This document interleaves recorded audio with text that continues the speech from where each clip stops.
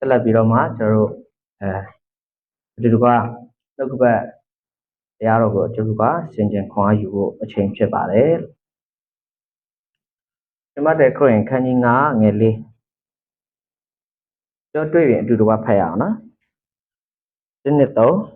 စိတ်မသာညီပါတော်သူတို့သည်မင်္ဂလာရှိကြ၏ကျောင်းမူကားတို့သူတို့သည်တတ်တာခြင်းသို့ရောက်ကြတဲ့နောက်တစ်ခါလောက်နော်စိတ်မသက်တာစိတ်မသာညီပါတော်သူတို့သည်မင်္ဂလာရှိကြ၏ကျောင်းမူကားတို့သူတို့သည်တတ်တာခြင်းသို့ရောက်ကြတဲ့126ခုမြောက်သောစာလံအပိုင်းငယ်9တော့တွေ့ရင်အတူတူဖတ်ရအောင်မျက်ရည်ချလျက်မျိုးစိတ်ကျဲတော်သူသည်ရွှင်လန်းစွာစကားအေးရခြင်းမည်နောက်တစ်ခေါက်လောက်မျက်ရည်ချလျက်မျိုးစိတ်ကျဲတော်သူတို့သည်ရွှင်လန်းစွာစကားအေးရခြင်းဆုတောင်းရအောင်နော်ကောင်းကင်ရဲ့မြေကြီးကိုဖန်ဆင်း၍လူသားအလုံးစုံတို့ရဲ့ကိုးကွယ်ရာကိုလုံးရအရှင်ဖြစ်တော်ဖထော်တော်ဖျားနာမတော်မြတ်ကိုချီးမွမ်းပါတယ်ဒီနေ့ကိုချင်းချက်တော်အချိန်မှာကိုရဲ့နှုတ်ကပတ်တော်အမှုကိုကိုတော့တားကြုံသည်ဒီနေ့အစီကံမှုရန်အတွက်မထိုက်တန်တော်ညာလည်းပဲခရစ်တော်ရဲ့အသေးတော်သည်ဖျားခင်ရှိတော်မောင်းထိုက်တန်မှုရန်အတွက်အခွင့်အရေးကိုပြင်ဆင်ထားသောကြောင့်အမိပြုလျက်ယူသေးခြင်းလေးမြတ်ခြင်းနဲ့ကျေးဇူးတော်ပလင်တို့တိုးဝင်ပါတယ်ဖျားရှင်ကာလဆက်ဆက်နှုတ်ကပတ်တော်ကိုကောင်းကြီးပေးတဲ့ကဲ့သို့ဒီနေ့မှာကိုတော့ဒီဒါကျွန်တော်မျိုးကိုအသုံးပြုလျက်နှုတ်ကပတ်တော်ကောင်းကြီးပေးတော်မူပါရောက်တဲ့အတွက်ကောင်းကြီးမင်္ဂလာဖြစ်စေပါလက်တော်၌အပ်ပါတယ်တမန်တရားကိုဝိညာဉ်တော်ဘုရားအကျွမ်းမဲ့တွင်တင်ပါမိကြောင်းအချိန်တိုင်းနဲ့နှုတ်ကပတ်တော်ရဲ့အသက်ရှင်တော်သခင်ယေရှုဖျားနာမ၌ယူသည်စွာဆုတောင်းဆက်ကပ်ပါဗျာအာမင်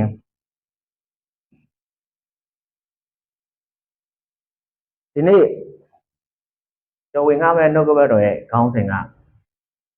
မျက်ရည်ဗာလဲမျက်ရည်ဆိုတာကောင်းလားမျက်ရည်ဆိုတာကောင်းလားဖျားဖန်ဆင်းထားတာလေမျက်ရည်ဆိုတာဘယ်လိုဖန်ဆင်းထားလဲဘုရားခင်ကကမ္ဘာကြီးကျမ်းတော့ဘုရားခင်ကဖန်ဆင်းတဲ့အရာတွေကိုကြီးလိုက်တဲ့အခါမှာဘာဖြစ်လဲအလွန်ကောင်းတယ်ဆိုတော့မျက်ရည်ဆိုတာကလူအနေနဲ့တော့မကောင်းဘူးလို့လူတိုင်းကဘာဖြစ်လဲယူဆတတ်ကြတယ်ဒါပေမဲ့မျက်ရည်ဆိုတာကကျွန်တော်တို့အတွက်လို့လားဘဝမှာလေတစ်ခါမှမျက်ရည်မကျဘူးလေလူရှိလားရှိပါဘူးနော်မျက်ရည်လူတိုင်းတော့ဘာဖြစ်လဲကျဘူးလေလူငယ်ဘဝမှာတမီးကြီးစားကြောင့်မျက်ရည်ကျရတယ်ကျောင်းသားဘဝမှာလည်းစာမရလို့ဆရာမကရိုက်လို့စူလို့မျက်ရည်ကျရတယ်နော်ဒီဘစူလို့မျက်ရည်ကျရတယ်ထိုင်းနိုင်ငံရောက်တော့လဲနော်ခက်ခဲမှုတွေဒုက္ခတွေကြုံရလို့မျက်ရည်ကျမျက်ရည်မကျတဲ့လူဆိုတာဒီကမ္ဘာမှာဘယ်သူမှမရှိဒါပေမဲ့တချို့ကြတော့ဘဝမှာမျက်ရည်ကျစရာတွေရှိပေမဲ့အဲ့ဒီမျက်ရည်တွေကိုမထုတ်တဲ့လူတွေလည်းရှိပြန်တယ်မျက်ရည်ဆိုတာဘယ်အချိန်မှာထွက်လဲဟမ်မျက်ရည်ဆိုတာဘယ်အချိန်မှာထွက်လဲဘယ်ဝမ်းသာတဲ့အချိန်မှာလည်းထွက်တတ်ပါတယ်เนาะဒါပေမဲ့ဘယ်အချိန်တော်တော်များများမှာမျက်ရည်ထွက်တာများလဲစိတ်မတက်မတာညှီးတွားတဲ့အချိန်မျိုးမှာမျက်ရည်ဘာဖြစ်လဲကျတတ်တယ်ဘဝမှာဖြတ်တန်းတဲ့နေ့ရက်ကစိတ်မတက်တာစရာတွေရှိလားအိမ်ထောင်ရေးကျမ်းမာရေးဒီသားစုစာဝန်ရေးသားသမီးအရေးเนาะကျွန်တော်တို့ဗမာပြည်မှာရှိတယ်ဆိုတော့နိုင်ငံရေးပေါ့ဗျာเนาะစသဖြင့်တွေ့ကြုံရတဲ့အရာတွေဖြတ်တန်းရတဲ့နေ့ရက်ကာလတွေမှာမျက်ရည်ကျစရာစိတ်မတက်မတာညှီးတွားစရာတွေအများကြီးရှိပါတယ်ဒါပေမဲ့မျက်ရည်ကျစရာညှီးတွားစရာရှိတဲ့အခါမှာလူတွေကအဲ့ဒီစိတ်မတက်တာညှီးတွားစရာတွေကိုလူတွေကဘာတွေနဲ့ပေါ်ပြကြလဲဆိုတော့မျက်ရည်နဲ့ပေါ်ပြကြတချို့ကြတော့လေအဲ့ဒီမျက်ရည်တွေကိုတိုင်းထားတဲ့လူပါဖြစ်လဲရှိတယ်မထုတ်လူတယောက်ကဝမ်းနည်းစရာကြုံလာပြီဆိုရင်လေငိုချလိုက်ငိုစရာရှိပါဖြစ်လဲငိုချလိုက်အဲ့ဒီမျက်ရည်ဆိုတာကသူကဝမ်းနည်းစရာကြုံတဲ့အခါမှာသူကထွက်ရမှာမထွက်တဲ့အခါမှာဘာဖြစ်လဲဆိုတော့ခန္ဓာကိုယ်မှာအဆိုင်ခဲတွေဖြစ်လာအဲ့လူကလေနင်မျက်ရည်မကျယောက်ျားမဟုတ်လားယောက်ျားဆိုတာမျက်ရည်ပါဖြစ်လဲမကြအောင်လေတွေးကြုံရတဲ့ပြဿနာတွေပုံမှာနင်ဘယ်တော့မှပါဖြစ်လဲမျက်ရည်မကြအောင်မျက်ရည်ကျတယ်ဆိုတာဒါအရှုံးသမားတွေเนาะယောက်ျားဆိုတာမျက်ရည်မကျရအောင် နော်ငါသမီးမျက်ရည်မကျတဲ့အဲ့လိုမျိုးอ่ะနော်ဘဝမှာမျက်ရည်မကျတဲ့သူတွေကမျက်နှာတွေကဘယ်လိုဖြစ်လာလဲခက်ထန်လာတယ်စိတ်နှလုံးတွေကဘာဖြစ်လာလဲနော်ဟိုတင်းမာလာတယ်မာနတွေအတ္တတွေနဲ့အဆိုင်ခဲတွေနဲ့နှလုံးသားထဲမှာဘာဖြစ်လဲပြည့်နှက်လာတခါကျရင်တချို့ဆိုတကယ်ချင်းငိုချလိုက်ဘာဖြစ်သွားပြန်လဲဘာမှငိုဘူးလားငိုလိုက်မှဘာဖြစ်သွားလဲဟောသွားအောင်စရာကောင်းတော့ဘုရားခင်ဖန်ဆင်းလာတဲ့မျက်ရည်ကမငိုမချင်းကဘာဖြစ်နေလဲအလုံးဖြစ်နေတာထဲမှာလေအလုံးဖြစ်ငိုလဲငိုချလိုက်ဟောဘာဖြစ်လဲဟောအဲ့တော့တခါကျရင်လေတချို့ကတားတယ်နော်မိဘတွေစုံတယ်တကယ်ချင်းမငိုနဲ့နိဟလားလောကမှာနေတယောက်ပဲအဖေမေဆုံးရှုံးဘူးတာမဟုတ်ဘူးနော်လူတိုင်းဆုံးရှုံးဘူးတယ်မငိုနဲ့ဘာဖြစ်လဲအာတင်းသားဆိုတော့တချို့ကျတော့လေအဲ့လိုအာမပေးဘူးလို့ဆိုတကယ်ချင်းငိုချင်ပါဖြစ်လေငိုချလိုက်ဒီတစ်ခါနှစ်တော့ပါဖြစ်လေနောက်ဆုံးပဲနောက်နှစ်ဖေအတွက်နှစ်မေအတွက်နော်နေခွဲခွာတဲ့သူတွေနောက်တစ်ခါငိုစရာမရှိတော့ငိုချလိုက်ငိုလိုက်တဲ့ခါမှာဘာဖြစ်သွားလဲပေါ့သွားကျော်ရောက်ခမသုံးတော့ကျော်ရောက်ခမချင်းလူမျိုးဖြစ်တယ်နော်ကျော်လည်းတစ်ခါမှချင်းလူမျိုးတွေ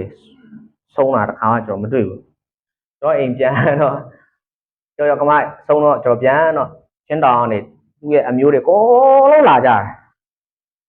လာပြီးတော့အဆတော့နော်ကားပေါ်မှာပြောချွင်ပဲဒီဆရာလေးတွေပါပြောအိမ်လဲရောက်ဟာသူတို့ရဲ့အကိုကြီးကိုငိုကြတာဖတ်ပြီးတော့မှလေစကားတွေလည်းအများကြီးပြောတယ်သူတို့ပြောချင်တဲ့အရာတွေခွဲခွာခဲ့ရတာကြာပြီလေအခုမှပဲတွေ့ရတော့လေပြောချင်တာတွေအများကြီးရှိတယ်အကိုကြီးကပြန်လာမယ်ပြောပြီးဘာလို့မပြန်လာသူတို့ချင်းလို့ပြောနေကြတာပြောပြီးတော့ကောင်းပါတယ်တော့သူတို့ပြောချင်စရာလေးတွေဒီချိန်မှာပဲနောက်ဆုံးပြောခွင့်ရတယ်ပြောပါပြောကြည့်တော့သူငိုလဲငိုပြီးတော့စိတ်သက်သာရပါဖြစ်တယ်ဒါကျဉ်းနှံ့သွားဆိုတော့ဘဝမှာနော်ငိုဖို့လည်းပါဖြစ်လဲလို့ငိုတိုင်းအရှုံးသမားပါဖြစ်လဲငိုတဲ့အခါမှာမျက်ရည်ကအတိတ်ပဲရှိဆိုတော့တို့ကိုးကွယ်တဲ့သခင်ယေရှုရောမျက်ရည်ကျဘူးလားဖယားလေနော်ဖယားလေသခင်ယေရှုရောမျက်ရည်ကျဘူးလားကျဘူးလေသခင်ယေရှုမျက်ရည်လာဇရုသုံးတဲ့အခါမှာလာဇရုကြောင့်မျက်ရည်ကျတယ်သခင်ယေရှုကျမ်းစာမှာမျက်ရည်3ခါလောက်ကျဖူးတယ်ကျွန်တော်တို့ကလောကထဲမှာအသက်ရှင်မျက်ရည်3ခါလောက်ကျဘူးလားဒါဆိုတော့ကျွန်တော်တို့ယေရှုခရစ်တော်ကပူတော့မှလောကထဲမှာဗာဖြစ်လဲနော်ယေရှုခရစ်တော်လောကဓာတ်တွေကိုမခံနိုင်လို့ငိုကြွေးတာလားဟုတ်ပါဘူးနော်တွေးကြုံရတဲ့ဖျားဖြစ်ပေမဲ့ကောင်းကင်ဘုံစည်းစိမ်ကိုစွန့်ပြီးတော့ဒီလောကတွေကိုလာတဲ့အခါတွေးကြုံရတဲ့အရာတွေကြောင့်နော်မခံနိုင်လို့ငိုကြွေးတာမဟုတ်ပါမျက်ရည်တိုင်းမှာသူ့တိတ်ပဲနော်လာဇရုကိုအရင်ချစ်တဲ့အခါမှာငိုကြွေးတယ်ဆိုတော့ဒီကနေ့ချစ်တော်ညီကိုမောင်တော်များဒီကနေ့ကျမ်းစာကတော့မျက်ရည်ကျလျက်မျိုးစေ့ကျရင်တဲ့မျက်ရည်ကျပြီဆိုရင်ပါဇက်ကနေပြောတော့တာပဲနော်သူကမျက်ရည်ကျပြီဆိုရင်ပါဇက်ကနေညီးတွားတယ်ပြောတယ်ဘာလို့ဒီလိုဖြစ်တာမျက်ရည်ကျပြီးတော့မှပါဇက်ကနေပြောဆိုတဲ့အရာတွေကမျိုးစေ့ကျဲတာနဲ့ဘာဖြစ်လဲတူတယ်တချို့ကမျက်ရည်ကျပြီးကျိန်ဆဲတာနော်တချို့ကမျက်ရည်ကျပြီးဘာဖြစ်လဲကျိန်ဆဲတဲ့သူရှိတယ်တချို့ကမျက်ရည်ကျပြီးတော့မှဘာဖြစ်လဲအကောင်းဆုံးကိုမျောလင့်ပြီးတော့မှဘာဖြစ်လဲကြိုဆိုတဲ့သူလည်းရှိပြန်ဆိုတော့တစ်ခါရှင်မတဲ့ခရစ်ခိုင်းအငယ်4မှာရောက်တဲ့အခါမှာစိတ်မတက်မတာညီးတွားတဲ့သူဝမ်းနေတဲ့သူပူဆွေးတဲ့သူငိုရတဲ့သူတွေမင်္ဂလာရှိတယ်အချောင်းကတော့ဘာဖြစ်လဲသူတို့ကတက်တာချင်းရောက်လိမ့်မယ်နော်ဆိုတော့ဒါဆိုဘဝမှာဝမ်းနေစရာရှိလားရှိတာပေါ့အဲ့လူအတွက်သတင်းကောင်းကနှုတ်ကပတ်တော်ဘာဖြစ်လဲမင်္ဂလာဘဝမှာဝမ်းနေနေလားမင်္ဂလာရှိမကြခင်မှာဘာဖြစ်လဲတက်တာချင်းရောက်လိမ့်မယ်အာမင်ဆိုတော့ဒေသနာကျမ်းထဲမှာဗာပြောတာခတ်သိမ်းတော့ရသူ့အချိန်နဲ့တူပါဖြစ်လဲရှိတယ်ငိုရတဲ့အချိန်ဝမ်းနေရတဲ့အချိန်ရှိလိမ့်မယ်စိတ်မတက်မတာညီးတွားတဲ့အချိန်ရှိလိမ့်မယ်ဒါပေမဲ့ဘဝကအဲ့လိုမျိုးပဲဖြတ်တန်းရမယ်လို့မဟုတ်ကျွန်တော်ရဲ့ဘဝတစ်ခုလုံးကိုမွေးစားကပဲကျွန်တော်ဘဝအဆုံးထိကိုဖန်တီးပုံဖော်ထားတဲ့သူကဘဝမှာအဲ့လိုမျိုးကြီးနဲ့ပဲပုံဖော်ထားတာမဟုတ်ဘုရားသခင်ကကျွန်တော်တို့ဘဝမှာနှိတ်တလဲမြင်တလဲအဆိုးအကောင်းနော်အောင်မြင်လိုက်ရှုံးနေလဲဘဝကအမြဲတမ်းပါဖြစ်လဲဘုရားသခင်အချို့အကွေ့လေးနဲ့ဘုရားသခင်ကျွန်တော်လှပစွာလုပ်ထား ဒါမှပဲဇက်လန်ဘဝကြီးကြည့်လို့ပါဖြစ်လေကောင်းပါလေနော်ရုပ်ရှင်ကားတကားကြည့်တယ်အဆဆုံးငိုရတယ်ဆိုတာသိမမရင်နော်ဒီရုပ်ရှင်ကားရနော်အဲ့လိုမျိုးဇက်ကားတော့တကားလုံးကြည့်ပြီးငိုနေရဆိုတာပြောကြမကောင်းနေနော်တကားလုံးကြည့်ပြီးတော့ငိုတဲ့အခန်းလေးလည်းပါတယ်ရီရတဲ့အခန်းလည်းပါဖြစ်လေပါတယ်စိတ်လှုပ်ရှားစရာအခန်းလည်းပါတယ်နော်နောက်ဆုံးမှရဲတွေရောက်လာတဲ့အခါမှာလက်ခုပ်တီးရတဲ့အခန်းလည်းပါဖြစ်လေပါတယ်ဟုတ်တော့လားအဲ့တော့ဇက်ကားတစ်ခုက तू ကနော်ဟိုအလွမ်းအဆွေးလည်းပါမယ်ဟာတာလေးလည်းပါမယ်စိတ်လှုပ်ရှားစရာလည်းပါဖြစ်လေပါမှပဲဒီဇက်လန်ကပါဖြစ်လေဇက်ရည်လေဟောဇက်လန်တစ်ခုလုံးကြည့်အဆအဆုံးကြည့်လိုက်ဟောကနော်တကားလုံးဘာအဓိပ္ပာယ်မှမရှိဘူးရည်နေရတယ်ဆိုလဲဒါလည်းမဟုတ်ပြန်နော်ဆိုတော့ကျွန်တော်တို့ဘဝကိုလည်းဘုရားခင်ဖန်ဆင်းထားတဲ့အခါငိုရတဲ့အချိန်တွေညီးတွားတဲ့အချိန်တွေလူတိုင်းကိုဘုရားခင်ဖျက်ကျော်စေတယ်မဖျက်ကျော်လို့ပါဖြစ်လေမရအဲ့တော့တင့်ထရမျက်ရည်ကိုဘာလို့ဖို့လို့လဲဘုရားခင်ကထုတ်ဖို့ပါဖြစ်လေဖန်ဆင်းထားတာဖြစ်တယ်ဆိုတော့ဒီနေ့ကျွန်တော်တို့ကိုဗစ်ကာလမှာကျွန်တော်တိုင်းပြည်အခြေအနေနဲ့ဒီကိုဗစ်ကာလမှာကျွန်တော်မျက်ရည်များစွာကြာကျွန်တော်မှာဒီကိုဗစ်ကာလကိုဗစ်မှာနော်အာနာတိမ်ပြီးနောက်ပိုင်းမှာကိုဗစ်ကြောင့်နော်လူတွေမတည်သင့်မနဲ့တည်သွားလူပါဖြစ်လားအများကြီးပဲနော်ဖက်ဖက်ကနေပြီးတော့မှခက်ခဲတယ်အောက်ဆီဂျင်ဘူးတွေနော်မလုံလောက်တာကပြဿနာတစ်ခုအောက်ဆီဂျင်ဘူးရှိပြီးတော့မှအောက်ဆီဂျင်မထည့်ပေးတာကပြဿနာပါဖြစ်လေတစ်ခုညမထရအမိတ်ကြောင့်ဆိုပြီးတော့မှနော်အောက်ဆီဂျင်ဘူးတွေကဘယ်ချိန်ကိုလို့ကုန်မှမသိဘူးလေညကုန်လို့ညသွားထည့်လေထည့်မရကျွန်တော်ရောက်ကတိဆိုလို့ကျွန်တော်ရောက်ကတိတဲ့ကျွန်တော်ရောက်ဖားဆိုရင်အောက်ဆီဂျင်ဘူးကယ်လို့နော်အောက်သူကတော့မယုံကြည်သူပေါ့နော်ဒီစကားနဲ့ပဲပြောအောက်ဆီဂျင်ဘူးကယ်လို့အောက်ဆီဂျင်ဘူးတာမရှိရင်သူပါဖြစ်လေကျွန်တော်ရောက်ဖားသိပြီနော်သူကလည်းဟိုစစ်မှုထမ်းဟောင်းဆိုတော့နောက်ဆုံးတော့အရက်တာဆေးရုံမှာသွားတော့အဆင်မပြေဘူးအောက်ဆီဂျင်ဘူးတွေပြက်လက်တယ်တော့နောက်ဆုံးတော့စစ်ဆေးရုံသွားတော့အိုးစစ်ဆေးရုံမှာအောက်ဆီဂျင်ဘူးကကြိုက်တဲ့လောက်ရှူကုန်မကုန်ဘူးနော်ဆိုတော့အဲ့တော့သူကစစ်သားဟောင်းဆိုစစ်ဆေးရုံသွားတော့အောက်ဆီဂျင်ဘူးနဲ့နောက်ပြီးတော့မှဒီကိုဗစ်ကိုတွန်းလှန်ပြီးတော့မှအသက်ရှင်ဝင်ရကျွန်တော်ပြောချင်တာကမတည်သင့်မယ်နဲ့တည်သွားတဲ့အမှုတော်ဆောင်တွေလည်းအများကြီးပဲမတည်သင့်မယ်နဲ့တည်သွားတဲ့လူငယ်တွေမိသားစုတွေလည်းပါပဲလေအများကြီးဝန်းနေရတယ်ဘာမှလုပ်ပေးလို့မရပတ်စံရှိတယ်ဒါပေမဲ့အောက်ဆီဂျင်ထားပါသေးလေအခွင့်အရန်ကအရန်နေတဲ့ဆောင်ကြည့်နေမှာမျက်စိရှိမှာပါဖြစ်လေသိပါဒီလိုခံစားမှုမျိုးကျွန်တော်ကိုဗစ်ကာလမှာများစွာကျွန်တော်မြန်မာပြည်သားတွေခံစားခဲ့ရကိုဗစ်လည်းပြီးရောပါဖြစ်လေကိုဗစ်လည်းပြီးရောကိုစစ်ကလာပြန်အောင်နော်ကိုစစ်လာတော့တိုင်းနယ်ပြည်နယ်တီးတီးမှာကျွန်တော်မိပါတယ်ဆိုလဲမြို့မှာနေလို့မရတော့ကုန်းဖက်ပြေးရကျွန်မိပါဆိုအပြီးမှလာပြန်နေရတယ်ဆိုတော့တခြားနော်လူတွေဒီလာရှိုးတို့ကိုခိုင်တို့ဘက်ကလူဆိုလဲပြေးဒီရှမ်းပြည်လားရခိုင်ပြည်လားချင်းပြည်လားချင်းပြည်ဆိုရင်တော့ပြောမနေနဲ့တော့နော်ဆိုတော့တိုင်းနယ်ပြည်နယ်အတီးတီးမှာလူတွေပါဖြစ်လေစစ်ကြောက်ဒီပါမယ်ဖြစ်ရတယ်ဒုက္ခတွေဖြစ်ရတယ်အိုးအိမ်တွေစွန့်ခွာထွက်ပြေးရတယ်အကြောင်းမဲ့အိမ်တွေမိရှို့ခံဝမ်းနေစရာတွေနော်တခါစစ်ပြီးတော့ပါဖြစ်လေ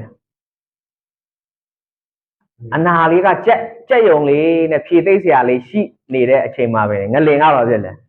ထပ်လုပ်ပြန်ရောနော်ဘာလို့ဝမ်းနေစရာဒီလောက်ကြုံနေရတာလဲကျွန်တော်တို့မြန်မာပြည်အတွက်ဘာဖြစ်လို့ဒီလောက်တောင်ငိုကြွေးစရာတွေဝမ်းနေစရာတွေဘာလို့ဒီလောက်များနေရတာလဲနော်ဒါပေမဲ့ဘုရားခင်ကအဲ့ဒီဝမ်းနေတဲ့ကျွန်တော်မြန်မာပြည်သူပြည်သားတွေအတွက်စိတ်မသက်မသာညှိတွားနေတဲ့ကျွန်တော်မြန်မာပြည်သူပြည်သားတွေအတွက်ဂတိတော်ပါလဲမင်္ဂလာရှိတယ်မကြခင်မှာမင်္ဂလာနေ့ရက်တွေကျွန်တော်ပြန်လဲမြင်တွေ့ရတော့မှာဗျာမကြခင်မှာကျွန်တော်တက်တာချင်းကိုဘုရားခင်မြန်မာပြည်အတွက်ပြင်ဆင်ပေးတော့မှာတဲ့ဒါကျွန်တော်တို့မျှော်လင့်စရာပဲတက်တာစရာဒီလောကမှာတက်တာစရာကျွန်တော်တို့အဖြေမပေးနိုင်နှုတ်ကပတ်တော်ကပဲကျွန်တော်တို့ပါပြီလေအဖြေပေးနိုင်တာဖြစ်တယ်ဟုတ်ပြီဒါဆိုရင်ကျွန်တော်တို့ဒီစိတ်မသက်တာညီးတွားတဲ့သူကမင်္ဂလာရှိတယ်ဆိုတာဘု து အရှိမပြောတာလဲဆိုတော့ဘုရားသခင်ရှိမှာလူတွေများစွာစိတ်မသက်မတာညီးတွားစရာတွေကိုလူတွေရှိမှာပေါ်ပြကြတယ်လူတွေတငယ်ချင်းရှိမှာငိုပြတယ်မိသားစုရှိမှာငိုပြတယ်ဆရာသမားတွေရှိမှာငိုပြတယ်တထေးတွေရှိမှာငိုပြတယ်ဆိုတော့ လူတွေကကျွန်တော်ရဲ့ငိုကြွေးချင်းတွေဘာမှကုစားပေးလို့မရကျွန်တော်ရဲ့ငိုကြွေးချင်းတွေကိုဝမ်းမြောက်စရာအကြောင်းတက်တာစရာအကြောင်းဖြစ်အောင်ဘယ်လူကမှပြောင်းလဲပေးလို့မရအတိုင်းတာတစ်ခုလောက်ပဲကျွန်တော်တို့ပါဖြစ်လေကုညီပေးနိုင်မှာဖြစ်တယ်ဆိုတော့ကျမ်းစာထဲမှာနော်လူတယောက်ရှိတယ်အဲ့လိုဘာတူလဲဆိုတော့ဟန္နာဖြစ်တယ်ဓမ္မရာဆိုရင်ပထမစာဆောင်ကံကြီးတက်အငယ်30ကိုဖတ်ရအောင်ကဲတွေ့အတူဖတ်ရအောင်ဟန္နာသည် ဒီလုံးကတော့စိတ်နဲ့ထားပြီးရေရရာချာတဲ့သာဝတ္တရားကိုသူတောင်းပြီလား โอเคရနော်ဟန္နာကဘုရားသခင်ရှေ့မှာမျက်ရည်နဲ့ဘာလုပ်လဲသူတောင်းတယ်လူရှေ့မှာကြားတဲ့မျက်ရည်ထက်ဘုရားသခင်ရှေ့မှာကြားတဲ့မျက်ရည်ကတန်ဖိုးရှိတယ်နော်ဘုရားသခင်ကမျက်ရည်ကလူတွေရှေ့မှာကြားဖို့ထက်သူ့ရှေ့မှာကြားဖို့ရန်အတွက်ဘုရားခင်ကလိုချင်တာဖြစ်တယ်ဒါပေမဲ့လူတွေတော်တော်များများကလူရှေ့မှာပဲမျက်ရည်ပါဖြစ်လေကြားချင်ကြတယ်ဘုရားခင်ရှေ့မှာကြားတဲ့မျက်ရည်ကဘုရားခင်ကစာလံကျမ်းထဲမှာဘူးတော်ထဲမှာဘုရားပါလို့ထားတယ်တိမ့်ထားတယ်ဘုရားခင်ရှေ့မှာကြားတဲ့မျက်ရည်တွေကဘုရားခင်ကစိတ်ရင်းနဲ့မှတ်ထားတယ်ဒါကျွန်တော်ဘုရားခင်ရှေ့မှာကျွန်တော်ကြွေကွဲနေတဲ့အရာဝမ်းနေနေတဲ့အရာမြန်မာပြည်ကြောင့်ပြောမလားလုပ်ငန်းကိုင်ငန်းကြောင့်ပြောမလားစီးပွားကြောင့်ပြောမလားကျွန်တော်စိတ်မသက်သာညှိတွားစရာတွေအတွက်ဘုရားခင်ရှေ့မှာကျွန်တော်မျက်ရည်ဘယ်နှဆက်ကြပြီလဲဘူးတော်ထဲမှာကြည့်မယ်ဆိုရင်တင်းမျက်ရည်ဘယ်လောက်ရှိမလဲနော်ဘယ်လောက်ရှိဟုတ်လားအမရိုင်းဟာစီပလင်းနဲ့တိုင်းကြည့်မယ်ဆိုဘယ်လောက်ရှိမလဲတဝက်လောက်ရှိမလားဘုရားခင်ရှေ့မှာငိုတဲ့မျက်ရည်လေရှိလားတပြိုးရှိလားဘယ်နှဆက်လောက်ရှိလဲတချို့ကတစ်ဆက်မှဘာဖြစ်လဲမရှိသေးတချို့ကတော့ဘာဖြစ်လဲလက်တစ်လုံးလောက်ရှိမှာနော်စာလံဆရာပြောတယ်ကိုရောတဲ့ကျွန်တော်ကတဲ့သူကဘုရားသခင်ရှေ့မှာငိုကြွေးပြီးတော့မှဆုတောင်းသူ့ရဲ့အိယာကတဲ့မျက်ရည်တွေနဲ့ဘာဖြစ်လဲချွဲနေတာပဲစာလံဆရာနော်ဒါဝိမင်းကသူကပြဿနာခက်ခဲဝမ်းနည်းစရာတွေကြုံတဲ့အခါမှာသူဘုရုရှေ့မှာငိုကြွေးလဲဘုရားခင်ရှေ့မှာငိုကြွေးတယ်ဒါဝိကဒါသူကပြောသူ့အိယာကဘာဖြစ်လဲမျက်ရည်တွေနဲ့ဘာဖြစ်လဲချွဲနေတာပဲဟုတ်တယ်နော်တစ်ခါငိုလို့ရှိရင်လေမျက်ရည်တွေကဘာဖြစ်လဲကျွန်တော်ငိုဘူးတယ်ဘဝမှာလေမျက်ရည်လုံးကလေလောက်ရှိရအကြီးပဲတစ်ခေါက်အတောက်လိုက်ကြတော့လေနော်အဲ့ဒါပဲအချိန်မှလဲဆိုခရစ်တော်မိမိရဲ့ကယ်တင်ပိုင်ရှင်ဖြစ်ယုံကြည်လက်ခံတဲ့အချိန်အဖြစ်တွေအတွက်ပြန်ပြီးတော့မှကိုရောကျွန်တော်မှားပါတယ်ကျွန်တော်ဖြစ်တယ်ခွင့်လွတ်ပါကိုရောတာသမီအဖြစ်လက်ခံဖို့ရတဲ့ကိုရောဧဝံဂေလိတရားကိုကျွန်တော်ယုံကြည်ပါတယ်ဆိုဒူးထောက်ပြီးယုံကြည်လက်ခံတဲ့အချိန်ဘုရားခင်ချစ်ချင်းမြတ်တာကိုခံစားတဲ့အချိန်မှာမျက်ရည်အတောင်းလိုက်ကြခါမပေါ်မှာလောက်မငိုဘူးအောက်မှာဆိုအိုင်နေရောတချို့ငိုတာမျက်ရည်အိုင်နေတာပဲနော်တချို့လေနော်တချို့ကသမီးစားကွဲလို့ငိုတာရှိတယ်မျက်လုံးတွေဖောင်းပြီးတော့နော်သမီးစားကွဲလို့ငိုတဲ့လူရှိတယ်နည်းနည်းတော့မဟုတ်တော့သူတို့မျက်ရည်တွေလေဆိုတော့ तू အဲ့လိုငိုလိုက်မှ तू ကသူ့ဒဏ်ရာတွေကတက်တာသွားပြီးတော့မှဩโอเคနင့်ငါမေ့နိုင်ပြီဆိုတာဖြစ်သွားလေနော်ဆိုတော့ကျမ်းစာထဲမှာဟန္နာဆိုတဲ့အမျိုးသမီးကသားသမီးမရအောင်နော်သူ့ရဲ့ခင်မွန်းတရားလည်းသူ့အရန်ချစ်တယ်သူ့ရဲ့ခင်မွန်းနာမည်ကအေလာကာလာမယား2ယောက်ရှိတယ်ဆိုတော့ပထမမယားဖြစ်တဲ့ပေနန္နာကသားသမီးရှိတယ်ဒါပေမဲ့ तू ကသားသမီးမရှိသူ့ယောက်ျားသူ့အရန်ချစ်တယ်အရန်ဂရုစိုက်တယ်ပေနန္နာထက်ဟန္နာကိုပို့ပြီးတော့မှမျက်နှာသာပေးတယ်ချစ်တယ်လိုလေသေးမရှိတယ်ဒါပေမဲ့ तू ကသားမရှိဘူးသားမရှိတော့ညနာမရဘူးနော်ဆိုတော့ကျွန်တော်စနီးမောင်နဲ့လဲအိမ်အောင်ကြပြီ2နှစ်လောက်မှာကျွန်တော်အိမ်အောင်ကြပြီဒါနဲ့ကျွန်တော်တို့သားသမီးယူတယ်သားသမီးမရတစ်နှစ်တရားဟောဆရာဆိုတော့အနေနဲ့ရသွားတဲ့ခါမှာတွေးတိုင်းသူများမေးတယ်ညာကလေးရပြီလားကလေးမယူသေးဘူးလားစူးစမ်းနေတယ်ကြာမေးတာတော့ကိုယ့်နဲ့အတူတူမင်္ဂလာဆောင်တဲ့သူရဲ့ကလေးတွေပါတွေရတော့ကိုကမရတော့လေအားငယ်လာတယ်လို့လေအားငယ်စိတ်သက်ကြတယ်ဘုရားခင်ကျွန်တော်အမှုတော်ဆောင်နေကို နောက်ထပ်သာသနာအမွေသာသနာမျိုးဆက်ကိုလက်ဆင့်ကမ်းမဲ့သူလိုအပ်တယ်လေကိုတော့ဘာလို့ကိုတော့တာသမီမပေးတာလဲနေမောင်နဲ့ကျွန်တော်ဇနီးတယ်ဆိုပို့ပြီးတော့ငိုပြီးတော့မှဆုတောင်းကျွန်တော်အတူနေမဲ့အချိန်တိုင်းမှာမျက်ရည်နဲ့ဆုတောင်းသူများလို့မေးလာတယ်မဖြေချင်တော့လို့လေနော်တရားကလေးများသေးဘူးလားကလေးများသေးဆိုတာဥစ္စာလေခံစားရတယ်အဲ့လိုလေဆိုတော့အဲ့ဒါနဲ့ကြားခင်ရှိမှာပဲငိုကြွေးတယ်ကျေးဇူးတော်ကြောင့်ကျွန်တော်တို့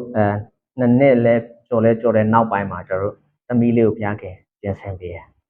ကျွန်တော်မျက်ရည်တွေကိုဘယ်သူကသိလဲဘယ်သူသိလဲဘုရားခင်သိတယ်ဘုရားခင်တင်းမျက်ရည်ကိုဘူးတော်တဲ့တိမ်ပြီးတော့တတ်မိုးထားရနော်ဒီထဲမှာကျွန်တော်ဇနီးမောင်နဲ့ကျွန်တော်ချစ်လားဥဇနီးမောင်နဲ့ရဲ့မျက်ရည်လေးတိမ်ထားရလို့ရှိလားမျက်ရည်ဆိုတာတိမ်ထားရလူပါဖြစ်လေမရှိပါအောင်နော်ယွန်စရာကြီးလीနော်အဲ့တော့ဘုရားခင်ကပါဖြစ်လေအော်ချာကောင်းတယ်ကျွန်တော်တို့ဘယ်လောက်ချစ်လဲကျွန်တော်မျက်ရည်ကိုဘုရားပါလောက်တာ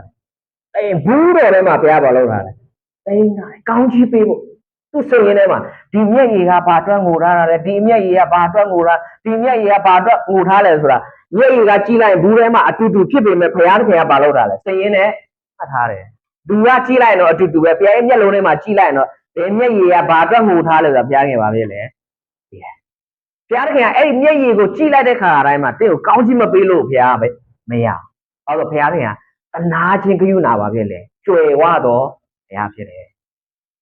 နော်တော့အသိတော့ပါနော်ဒေါ်နော်ဝါရှိရနော်ဒေါ်နော်ဝါဆိုခဏတယောက်ကြာနော်ခဏအလုပ်ပြုတ်တယ်ခဏအလုပ်ပြုတ်တယ်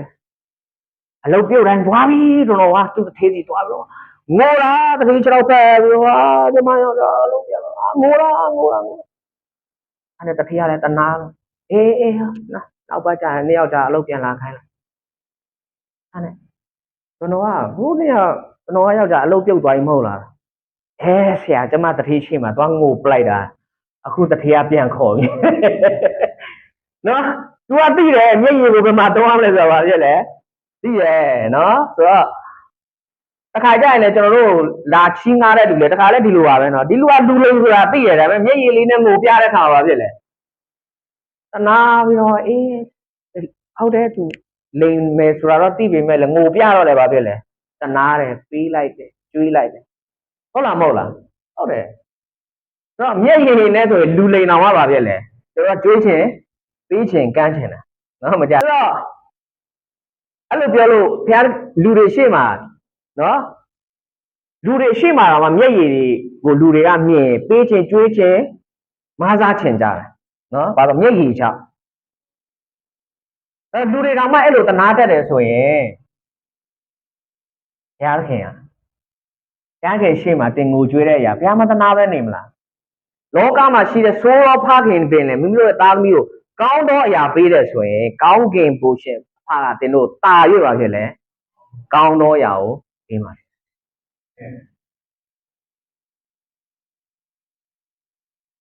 ကျွန်တော်ပြောတာမျက်ရည်ကလောကထဲမှာလည်းတန်ဖိုးရှိလားရှိတယ်တချို့ကအဲ့မျက်ရည်နဲ့လှုပ်ရှားနေတဲ့အဖွဲ့ပါဖြစ်လေတပုံကြီးတောင်းစားလောက်တာလေမျက်ရည်နဲ့နော်တစ်သက်လုံးမျက်ရည်ကျပြီးတော့တောင်းစားနေတာအလုပ်ဖြစ်တယ်နော်ဘုရားသခင်ရှေ့မှာကျွန်တော်တို့မဟုတ်မမှန်မျက်ရည်ကျဖို့ဆိုလိုတာမဟုတ်ပါဘူးနော်ဘုရားသခင်ရှေ့မှာဖြောက်မချင်းမျက်ရည်တန်ရှင်းသောမျက်ရည်အလိုတော်နဲ့ညီတော်မျက်ရည်ကျဖို့ဘုရားသခင်လိုချင်တာပဲဒါနဲ့လူတော်များများကလူတွေရှေ့မှာပဲမျက်ရည်ကျကြတယ်ဘုရားသခင်ရှေ့မှာဟန္နာကတော့သူ့ယောက်ျားသူ့ကိုမေးရနော်အဲ့မှာပြန်ဖတ်ကြည့်သူ့ယောက်ျားသူငိုတာဘာလို့ငိုလဲသူမသိနော်သူကတော့သူ့မိန်းမကိုသူအကောင်းဆုံးကြည့်ရှုတယ်ကျွေးမွေးတယ်ပြုစုတယ်အကောင်းဆုံးသူ့မိန်းမကိုသူဘာဖြစ်လဲထောက်ပံ့ပေးတယ်ဒါပေမဲ့ဟန္နာကဘာဖြစ်လဲငိုပြီးတော့မှမြဲတဲ့ဆူတောင်းနေတယ်သူ့မိန်းမကိုဘာလို့ငိုတာလဲဒါပေမဲ့ဟန္နာသူ့ယောက်ျားဘာဖြစ်လဲမပြောတော့သားသမီးမရလို့ငိုတယ်လို့ဘာဖြစ်လဲမပြောသူကသားသမီးမရလို့ငိုတယ်ဆိုတော့သူ့ပဲပြောလဲဘုရားကိုပြောတယ်ကြောက်ပြောအဲ့တော့အချိန်တန်တဲ့အခါမှာဘုရားခင်ကသူ့ကိုရှမွေလလေးကိုဘုရားသူ့ပါပြလဲပေးတယ်အာမင်အချစ်တော်ညီကိုမောင်တို့များကျွန်တော်မြန်မာပြည်အတွက်ငိုကြွေးပြီးဆုတောင်းပါဟန္နာသူ့ရဲ့အသက်တာရဲ့လိုအပ်ချက်အတွက်မျက်ရည်နဲ့ပါပြလဲ ဆုတောင်းလောကမှာတော့မှာနော်ကျွန်တော်တို့ယုံကြည်ချက်တစ်ခုအတွက်အစာငတ်ခံအောင်ဆန္ဒပြသေးတာပဲနော်အသက်အသေးခံပြီးတော့ဆန္ဒပြသေးတာပဲဘုရားသခင်ရှေ့မှာငိုကြွေးပြီးတော့ပါပြည့်လေသစ္ဆန္ဒကိုထုတ်ဖော်သမ်းပါနော်ထုတ်ဖော်သမ်းပါဘုရားခင်ကတင်းမျက်ရည်ကိုတွေ့တဲ့အခါမှာလေဘုရားခင်ကအချိန်တန်ရင်ဘုရားပါပြည့်လေကောင်းကြီးဘုရားခင်ရှေ့မှာတင်းတို့ငိုကြွေးပြီးတော့မှဆုတောင်းခဲ့တဲ့အရာအော်ဟစ်ခဲ့တဲ့အရာညီးတွားခဲ့တဲ့အရာတွေအားလုံးဘုရားခင်ဘာလုပ်ထားလဲသိမ်းထားတယ်ချက်ချင်းဘုရားခင်ကောင်းကြီးပေးတာလည်းရှိတယ်အချိန်တန်ဘုရားခင်ကအဲ့ဒီမျက်ရည်စိတ်ရင်းအတိုင်းဘုရားဘာလုပ်ပေးလဲကောင်းကြီးပေးတယ်ဒါမှမဟုတ်ဣသရေလလူမျိုးတွေနှစ်ပေါင်း400ကျော်အီဂျစ်ပြည်မှာကြုံခံရတယ်ဆွမ်းမြတ်အကျမ်းတော့ကျွန်တော်အခန်းကြီး2လောက်မှာဖတ်ကြည့်တွေ့လိမ့်မယ်ဣသရေလအမျိုးတွေရဲ့ငိုကြွေးခြင်းအတန်ကိုဘုရားသခင်ကြားတဲ့အခါမှာတဲ့ဘုရားသခင်ကပြင်မြင်တရားကိုပြန်လဲပါဖြစ်လေအောင်းမိတယ်နားလည်မင်းနော်အာဗြဟံဣဇက်နဲ့ပြုထားတဲ့ပြင်မြင်ကိုဘုရားသခင်ပြန်လဲပါဖြစ်လေတတိရတယ်မျက်ရည်ဆိုတာလည်းပါလေပြင်မြင်မဲ့ဘုရားသခင်ရှေ့မှာပါဖြစ်လေပြင်မြင်မဲ့အဲ့တော့ဣသရေလအမျိုးသားတွေရဲ့ငိုကြွေးခြင်းအတန်ကိုကြားတဲ့ဟိုဘုရားသခင်ဆင်းလာပြီးတော့မှဂတိတော်ရှိတဲ့အတိုင်းနို့နဲ့ပြားရည်စီးတဲ့ခါနန်ပြည်တို့သူတို့ဘုရားသခင်ကကြုံခံရဘဝကနေသူတို့ဘာပဲလဲဆွဲထုတ်တယ်သူတို့ကနို့နဲ့ပြားရည်စီးတဲ့ခါနန်ပြည်ကိုဘုရားခင်ကပို့ဆောင်ပေးတယ်ဒါကြောင့်ချစ်တော်ညီကိုမဘုရားသခင်အရှိမငိုကြွေးတော်သူဖြစ်ပါစိတ်မတက်မတာညီးတွားစရာတွေရှိတယ်ဆိုဘုရားသခင်ရှိမှာညီးတွားပါငိုကြွေးပါနော်ငိုကြွေးပါသင်ခရိယန်ဖြစ်စာနေအခုချိန်ဒီလေဘုရားခင်ရှေ့မှာဘယ်နှခါငိုကြွေးဘူးလဲငိုဘူးလားသမီးတွန်းငိုဘူးလားမိမတွန်းငိုဘူးလားမိမပြောင်းလဲဖို့အတွက်ငိုကြွေးသမီးပြောင်းလဲဖို့မျက်ရည်နဲ့ရှင်မွန်းတဲ့ပြောင်းလဲဖို့မျက်ရည်ဆွေမျိုးတွေပြောင်းလဲဖို့မျက်ရည်နဲ့ဘဝပြည်ကြီးပြောင်းလဲဖို့မျက်ရည်နဲ့ဒီကြောင့်ရဆုံစမ်းခြင်းတွေမှာခံရနိုင်ဖို့မျက်ရည်နဲ့သူ့တောင်းမှုတဲ့လူဒီထဲမှာရှိလဲရှိနိုင်ပါတယ်မရှိဘူးဆိုရင်တင်းမျက်ရည်ကိုဘုရားခင်မြင်ချင်တာအာမင်ဘုရားခင်ရှေ့မှာမျက်ရည်ကျတော်သူဖြစ်ပါအာမင်လူရှေ့မှာမျက်ရည်ကျတော့တန်ဖိုးရှိရတော့ဘုရားခင်ရှေ့မှာမျက်ရည်ကျရင်တာရေးပါခဲ့တန်ဖိုးအကျိုးရှိတာလှဝက်ချက်ဘုရားခင်အောင်နှလုံးသားရှိလားရှိတယ်ချစ်တတ်လားချစ်တယ်သင်ဘုရားခင်ရှေ့မှာသင်ရဲ့တွေ့ကြုံရတဲ့ပြဿနာတွေအတွက်ငိုကြွေးပါအာမင်ငိုကြွေးပါဟန္နာငိုကြွေးတယ်ဘုသူရှေ့မှာငိုကြွေးလဲဘုရားရှင်ရှေ့မှာငိုကြွေးတယ်ထုတ်ဖော်တယ်ဆုတောင်းသူယောက်ျားသိလားသူပါဆုတောင်းလဲမသိဘူးသူယောက်ျားတော့ငါအကောင်းဆုံးသူ့ရွှေတွေငွေတွေနဲ့လိုအပ်တဲ့အရာတွေအားလုံးသူ့နော်ကျေးဇူးပြုနေတာပဲအကောင်းဆုံးပံ့ပိုးပေးနေတာပဲအခုငိုနေတယ်ဆိုတော့ဘာကြောင့်လဲယောက်ျားမသိနော်ဒီတော့တင်းရဲ့နှလုံးသားတွေကငိုကြွေးတဲ့အရာတွေခံစားရတဲ့အရာတွေ Facebook ပေါ်သွားမတင်ဘူး Facebook ပေါ်သွားတင်အဲ့ဒါပါလူနဲ့ဆိုင်တော့အရာဖြစ်သွားတာဖြစ်တယ်လူနဲ့ဆိုင်တဲ့အရာကလူကပဲတာဝန်ယူရမှာဖြစ်တယ်ဖယားနဲ့ဆိုင်တဲ့အရာဖယားပါဖြစ်လဲတာဝန်လူရှိမှကြားတဲ့မျက်ရည်အဲ့ဒီလူကပဲတာဝန်ယူမှာဖြစ်တယ်ဘယ်လိုလူမှတာဝန်မယူပေးနိုင်အချင်းကြီးပဲဘုရားခင်ရှေ့မှာကြားတဲ့မျက်ရည်ကဘုရားခင်တာဝန်ယူတယ်အကျိုးရှိတယ်ဆိုတော့ကျွန်တော်ဇနီးမောင်နဲ့မျက်ရည်နဲ့စုတောင်းတဲ့အခါမှာသမီးလေးရဘုရားခင်ကြီးတော်ချီးမွမ်းတယ်သမီးလေးရတဲ့အခါမှာတွေ့တဲ့အခါတိုင်းဒီများပြောဆရာသမီးကဆရာနဲ့လည်းမတူဆရာမနဲ့လည်းမတူဆိုတာနော်ကျောင်းသမီးကတနည်းတဲ့ဘက်ကရှမ်းရယ်ချင်းရယ်ကယားရယ်ကျွန်တော်ဘက်ကကျတော့သကောကင်ရယ်ပိုးကင်ရယ်ဆိုတော့ကလေးကလူမျိုးစုံသွားနော်ဆိုတော့အဖွားနဲ့နည်းနည်းတူရယ်အိုးဘက်ကနည်းနည်းတူတယ်နဲ့တူကျောင်းသမီးမောင်နဲ့မတူတော့ပိုးတွေဖွားရင်လည်းဟိုဘက်တွေနဲ့သွားတူတော့ဆိုတော့အရန်ညံကောင်းတယ်အရန်တော်တယ်အရန်ထက်တယ်ဆိုတော့အရန်ကောင်းကြီးခံစား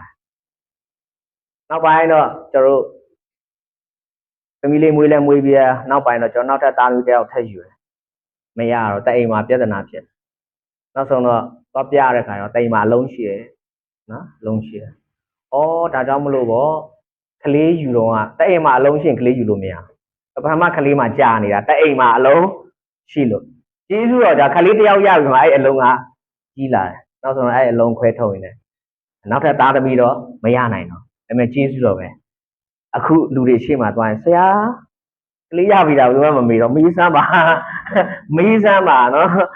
ဘယ်သူမှမဖြစ်လဲမမေးတော့ပါသမီးပုံလေးတင်လိုက်ရင်အားလုံးကချောတယ်လားတဲ့စတဲ့ဖြစ်ပေါ့နော်အသေးလေးတွေပြီးကြတယ်ခြေနဲ့ရတယ်ပီတိဖြာအဲ့တော့ချစ်တော်ညီကုန်တော့အဲ့ဒီတက်တာချင်းကိုဘယ်သူကပေးတာလဲဘုရားသခင်ပေးတာဖြစ်တယ်အဲ့ဒီကြတော့ဆရာတော်မင်းက Facebook ပေါ်ကနေကျွန်တော်တို့ဧကမိုင်ဆွဲ16မှာတော့3လတင်တဲ့တက်တော့ကျွန်တော်တို့သူ့တောင်းဆက်ကတ်ခဲ့တဲ့ပုံလေးတွေသူကပြန်တင်တယ်ဟိုပွဲတီပွဲပေါ့နော်ဘယ်နှခုနှစ်ကတက်ခဲ့တယ်ဘယ်နှခုနှစ်တက်ခဲ့ကျွန်တော်ပုံလည်းပါလားကျွန်တော်ပုံကြည့်တော့ငိုနေရလေငါငိုနေတာအဲ့တော့ကိုမေ့နေရနော်ဒါပေမဲ့ဓာတ်ပုံလေးပြန်တွေ့တော့အဲ့တော့ငါငိုနေတာပဲဒါပေမဲ့ပြန်တတိယပါအဲ့တော့ငါငိုပြီးတော့မှဘာတွေများဆူတောင်းခဲ့လဲမဟုတ်ဘူးအဲ့တော့ဘုရားခင်ကျွန်တော်ကိုအသုံးပြုပါလို့ငိုပြီးတော့မှဘာဖြစ်လဲဆူတောင်းခဲ့တာ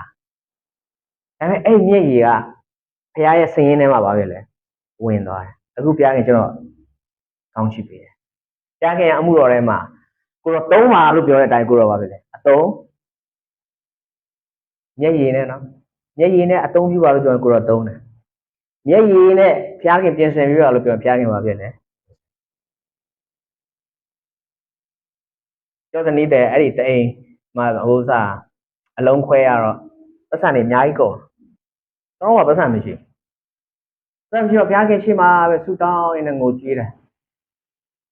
ဘုရားခင်ပြင်ဆင်ပေးပါခွဲစိတ်ရေးတွေလည်းများတယ်နော်တော့အဲ့ဘုရားခင်အကောင်းဆုံးပြင်ဆင်ပေးခွဲကျမတော့မသိဘူးစေးရုံပါနော်တော့တွေးတွေဆိုလဲတွေးတွေတွန်တာလည်းအများကြီးပဲလို့လေဘလို့မှလုံလို့လည်းမရဘူး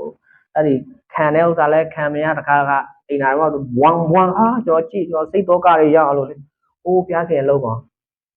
နောက်ဆုံးတွေးတွေအရန်တော်လို့ကျောစနီးတွေကတကယ်တော့အသက်ပါထွက်သွားတယ်သူမသိတော့ချိပါရှင်တယ်ဟိုတေကန်နီးလူဆိုတာလိုပဲချိပါရှင်ဘာများတော့နော်ဒါသိအောင်လို့ပေါ့နော်ငါယောက်ျားရမ်းဖျားနေပြီမိမချိပါရှင်ဆိုလက္ခဏာရောတေကန်နီးလူရဲ့လက္ခဏာလေးရှိတယ်အိမ်နာတက်ခြင်းတယ်တို့ဘာဖြစ်ခြင်းညာဖြစ်ခြင်းမျိုးရှိတယ်တေကန်နီးလက္ခဏာတွေမှာကျွန်တော်သိတဲ့တခုကအိမ်နာတက်ခြင်းတယ်နေနိုင်အိမ်နာတက်ခြင်းတယ်နောက်အိမ်နာရဲသွားတဲ့လမ်းမှာပဲအဲ့ဒီအိမ်ရှိရအခန်းလေးမှာခွေကြပါအဲ့နဲ့ဆေးရုံရောက်ရခင်ကိုပဲအော်ဟဲရတယ်ငိုကြွေးရတယ်ဆိုတော့ဆေးရုံမှာတမီးနဲ့ကျွန်တော်နဲ့2ယောက်အိမ်မှာဂီတာလေးတီးချီးမွမ်းလို့ဘုရားခင်ပြင်ဆင်ပေးပါကျေးဇူးတော်ပဲဆေးဖိုးဝါးတွေအားလုံးဘုရားခင်မဆာပေးတယ်ကုညီပေးတယ်အာမင်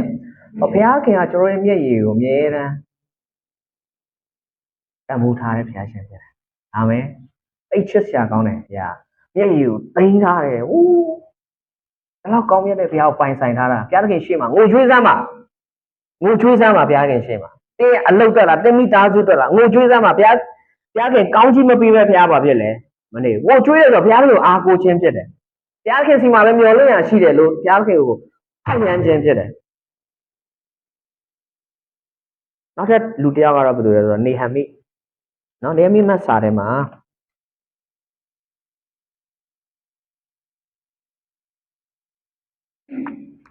နေဟမိမတ်စာနော်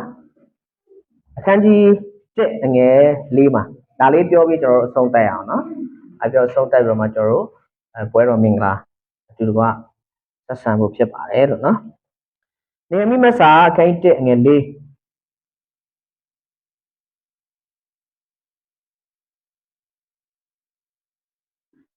ကနေ4တိဖက်အောင်1နှစ်3သူတို့က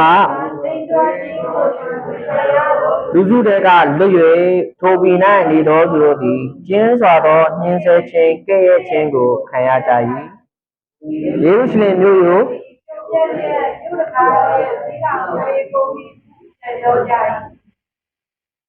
လေးဒီပါလေ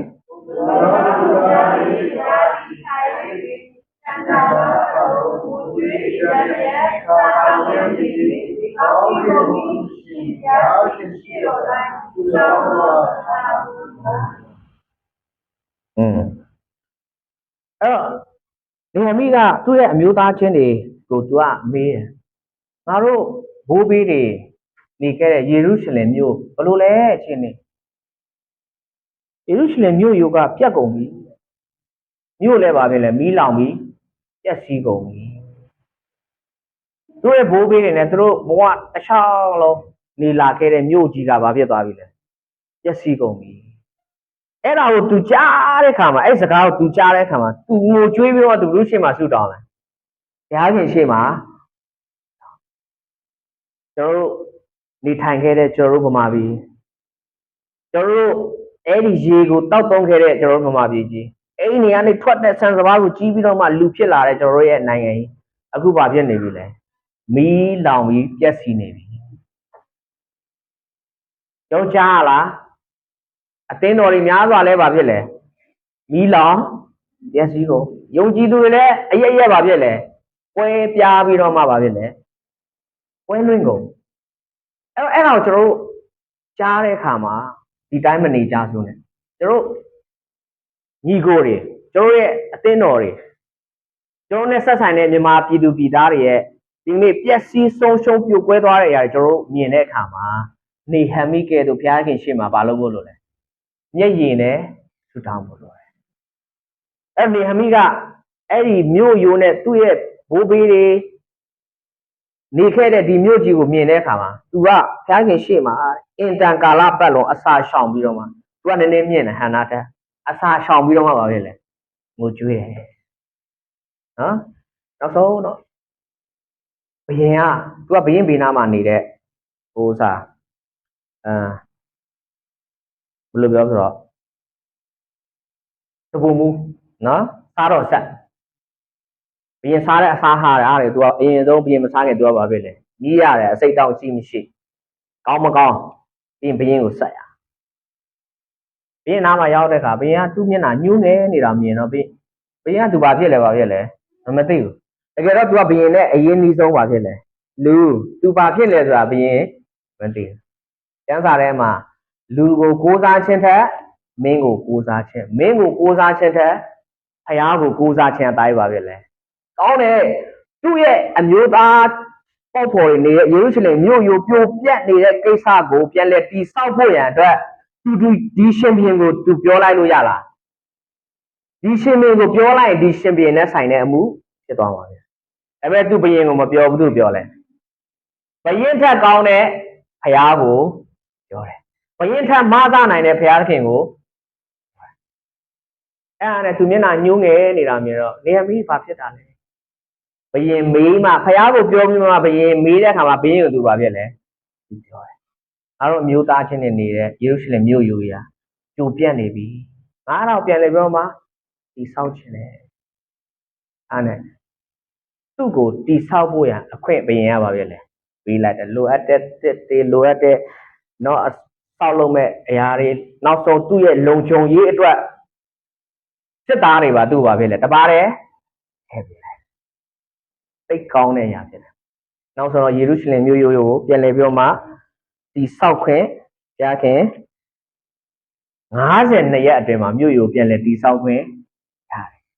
။ဘယ်လောက်ကြီးတဲ့မြို့ရိုး52ရက်နဲ့တိဆောက်ခွင့်ပြီးတယ်ဆိုတာကဘယ်သူပါလို့လဲ။ဘယ်သူပါလို့လဲ။သူအဲ့ဒီ52ရက်နဲ့အဲ့ဒီမြို့ရိုးကိုတိဆောက်ပြီးစီးတဲ့အရာကိုများတော့သူတွေမြင်တဲ့အခါဘာဖြစ်လဲ။အံ့ဩတယ်တဲ့။အာမင်။ဘုရားခင်ရှေ့မှာငိုကြွေးတဲ့သူကအံ့ဖွယ်သောအမှုတွေကိုပြုတဲ့သူဖြစ်တယ်။အာမင်။ဘုရားခင်ရှေ့မှာငိုကြွေးတဲ့ဆုတောင်းတဲ့သူကအံ့ဖွယ်သောအမှုထူးဆန်းသောအမှုတွေကိုပြုတဲ့သူဖြစ်တယ်။အာမင်။ဒါကြောင့်များသောသူတွေဘုရားခင်ကြီးမားစွာကောင်းချီးပေးတယ်ကြီးမားစွာဘုရားခင်အသုံးပြုတယ်ကြီးမားစွာဘုရားခင်ချီးမြှောက်တယ်ဆိုတာကအာပဲမဟုတ်ဘူးအဲ့ဒီလူတွေဘုရားခင်ရှေ့မှာဘလောက်ငိုကြွေးနေလဲဆိုတာကျွန်တော်တို့မသိနိုင်ဘူးနော်ဒါလျှို့ဝှက်ချက်ဖြစ်တယ်အဲ့တော့သင်တို့ဒီနေ့ဒါတော့ကိုယ့်ရဲ့တိုင်းပြည်အတွက်ဆိုင်တဲ့ဘုရားပေါ့ဟန်နာကတော့ကိုယ့်ရဲ့ကိုရေးကိုယ်ရာနဲ့ဆိုင်တဲ့ဘုရားအဲဒါကိုချစ်တော်ညီကောင်ကိုယ့်ရဲ့ကိုရေးကိုယ်ရာနဲ့ဆိုင်တဲ့အမှုရာတွေဘုရားခင်အတွက်ရှေ့မှာငိုကြွေးပါကိုယ့်ရဲ့တိုင်းပြည်ကိုယ့်လူမျိုးနဲ့ဆက်ဆိုင်တဲ့အရာတွေအတွက်ကိုယ့်အမျိုးသားချင်းတွေပြောင်းလဲဖို့ကဲတင်ချင်းရဖို့ရန်အတွက်ဘုရားသခင်ရှေ့မှာငိုကြွေးပါနော်တင်မိပါတယ်ညီကောင်မောင်သားတွေပြောင်းလဲဖို့ ဒီမျက်ရည်ဘယ်နှဆက်ကြပြီလဲဒီခင်မွန်းတဲ့ပြောင်းလဲဖို့မျက်ရည်ဘယ်နှဆက်ကြပြီတင်တိုင်းကြီးပြောင်းလဲဖို့တင်မျက်ရည်ဘယ်နှဆက်ကြပြီဖခင်ကမှတ်ချင်နေတယ်ဖခင်ကမှတ်ချင်နေတယ်ပြစ်ချင်တာမျက်ရည်ရပါပြည့်လေရိုက်ထုတ်တော့ပါပြည့်လေမကြောက်ဖြစ်နေတယ်နော်တချို့ကတင်းထားလေငါမငိုဘူးနော်ဆိုတော့ချစ်တော်ညီတော်ငိုလိုက်ပါငိုစရာရှိပါပြည့်လေငိုလိုက်ပါဖခင်ရဲ့ရှေ့မှာငိုလိုက်ပါစိတ်လည်းပေါ့သွားလိမ့်မယ်မင်္ဂလာလည်းရှိသွားလိမ့်မှာဖြစ်တယ်အာမင်တင်းမျက်ရည်လည်းဘုရားခင်ဘူးတော်ထဲမှာတိမ်ပြီးတော့ဘုရားဘာလုပ်တာလဲစရင်ပြုစုထားတာဖြစ်တယ်နော်ဘုရားခင်ရှေ့မှာဘယ်အကြောင်းအရာကိစ္စပဲဖြစ်ဘုရားခင်ရှေ့မှာငိုကြွေးပါလို့နော်ငိုကြွေးပါဆုတောင်းပါအချိန်တန်ဘုရားခင်ပါဖြစ်လေကောင်းကြီးပေးမှာဖြစ်တယ်သိချတာတခုတော့တင်းမျက်ရည်ကိုဘုရားခင်ကြော်သွားလို့ပါဖြစ်လေမရတင်းမျက်ရည်ကိုကြော်သွားလို့ပါဖြစ်လေမရဘာဖြစ်လို့လဲဘုရားသခင်ကအယံတနာတတ်တယ်နော်အပြစ်ပေးတော့ကနောင်တပါဖြစ်လေရတယ်နော်လူတွေကိုအပြစ်ပေးတော့ကဘုရားခင်ပါဖြစ်လေတော့ဘုရားခင်နောင်တရတယ်နော်အေဒီဥယျာဉ်နဲ့အာရနဲ့အင်းဝါမောင်းထုတ်လိုက်တော့အချိန်မှာဘုရားခင်ဒီတိုင်းမောင်းမထုတ်ဘူးသူတို့တရွက်လေးလှုပ်ထားတဲ့အဝတ်လေးတွေကိုချွတ်ပြီးတော့ဘုရားခင်သူတို့ဘာလုပ်ပြီးလဲအကောင်ကိုတက်ပြီးတော့တရီဝတ်လုံလေးသူတို့ဘာဖြစ်လဲပြီးလိုက်သေးတာနော်ဘုရားခင်အယံတနာတတ်တယ်ဩဒီရွက်ဒီတရွက်6လေးတွေနဲ့ဒီနော်ငပြောဖက်လေးနဲ့နော်ခြုံပြီးတော့မှတွားရင်တော့မလေးအပြင်မှာတော့ဒုက္ခရောက်ကုန်တော့မှာရာဒီဥဒုတန်တယ်ဘုရားခင်ဒီတိုင်းမမောင်းထုတ်လိုက်ဘူးဘုရားခင်ပါတယ်တရီဝတ်လုံလေးပြီးပြီးတော့မှအေဒီဝိညာဉ်နဲ့ဘုရားပါလို့တာအဲ့လောက်ထိတနာချင်းပြုနာပါဖြစ်လေတွေ့ဝတော်ဘုရားရှင်ဖြစ်တယ်အာမင်ဒါကြောင့်မလို့သင်ရဲ့မျက်ရည်ဘုရားခင်ရှေ့မှာရှိစေပါအာမင်မျက်ရည်ကျလျက်သင်နှုတ်ကိုဖွင့်လျက်ဘုရားခင်ရှေ့မှာမျိုးစေ့ကျဲပါနော်နှုတ်ခမ်းသီးဟူသောမျိုးစေ့ပါဖြစ်လေကျဲပါသင်နှုတ်ခမ်းသီးကနေသင်ကျဲလိုက်တဲ့မျက်ရည်မျိုးစေ့တွေအားလုံးကပါဖြစ်လေရွှင်လန်းစွာပြန်ပြီးတော့မှပြန်လဲရိတ်သိမ်းရမှာဖြစ်တယ်အာမင်စိတ်မသက်သာညီးတွားခြင်းတွေအတွက်ဒီနေ့နှုတ်ကပတ်တော်မင်္ဂလာရှိပါတယ်သက်တာခြင်းကအဲ့ဒီလူတွေအတွက်ဖြစ်တယ်အာမင်ဘေးကလူပြောလိုက်ပါအောင်နော်ဘုရားသခင်ရှေ့မှာငိုကြွေးပါအာမင်ရောက်ဒီတိုင်းပေါ်မှာပြည့်ရှင်ကောင်းချီးပေးပါစေနော်အသင်းတော်ကနေပြီးတော့မှကျွန်တော်တို့ပွဲတော်မင်္ဂလာကိုပြင်ဆင်ထားပါတယ်နော်ယေရှုခရစ်တော်ကိုမိမိရဲ့ကယ်တင်ပိုင်ရှင်ဖြစ်ယုံကြည်လက်ခံပြီးယဉ်နှစ်ခြင်းမင်္ဂလာခံယူထားတော့ပဲတင်းတော်ပဲဂိုင်းကနာမဆိုအလုံးအတွက်ပြင်ဆင်ထားတာဖြစ်ပါတယ်လို့သို့တော့အတင်းတော်တစ်ပါးပါးကတင်းကိုပွဲတော်စားဖို့ရန်အတွက်တားမြစ်ထားတယ်ဆိုရင်တော့ရှိတဲ့နေရာမှာပဲထိုင်နေပြီးဖို့ဖြစ်ပါတယ်ဓမ္မမိတ်ဆွေတွေပါလာတယ်ဆိုရင်တော့သင်ခေါ်လာတဲ့ဓမ္မမိတ်ဆွေတွေကိုထိုင်နေပြီးဖို့မေတ္တာရက်ခံပါတယ်နော်ကျွန်တော်ပွဲတော်မင်္ဂလာဆိုတာကယေရှုခရစ်တော်ကိုအောက်မေ့အတိရတဲ့ခါတိုင်းမှာဒီနေ့ဆက်ဆံဖို့ရန်သခင်ဖျားမိန့်မာထားတဲ့နေရာဖြစ်တယ်။ဘာကိုအောက်မေ့တတိယခိုင်းတာလဲဆိုတော့သခင်ရှုလောက်အားကတည်းမှာအသေးခံခြင်းအသွေးသွန်းခြင်းကျွန်တော်တို့ကိုရွေးနှုတ်ကယ်တင်ပေးခဲ့တဲ့ဘုရားခင်ကြီးမားတဲ့မြတ်တာတော်ကိုပြန်လဲအောက်မေ့တတိယခိုင်းတာဖြစ်တယ်နော်။ဆိုတော့ကျွန်တော်တို့ကအသွေးတော်အဖြစ်ဘုရားသခင်ရဲ့သားသမီးဖြစ်တဲ့အသွေးတော်အဖြစ်ဘုရားသခင်နဲ့ဆက်ဆိုင်တဲ့လူတွေဖြစ်တဲ့အသွေးတော်အဖြစ်ဘုရားသခင်ကိုအာဘာအဖလို့ခေါ်ရခြင်းခွင့်နဲ့တူအသွေးတော်မြတ်အားဖြင့်ထာဝရအပြည့်ခွင့်လွှတ်ခြင်းတည်းဟူသော